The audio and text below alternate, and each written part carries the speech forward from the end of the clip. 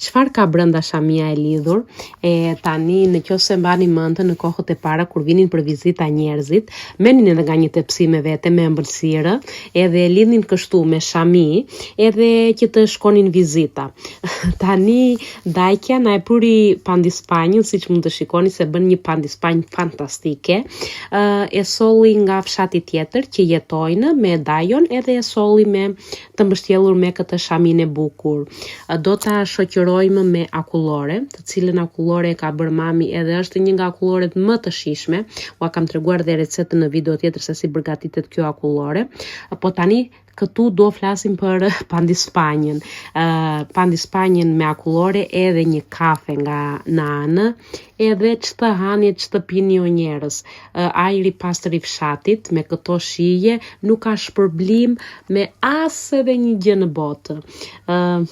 Janë vërtet gjëra që na kanë munguar.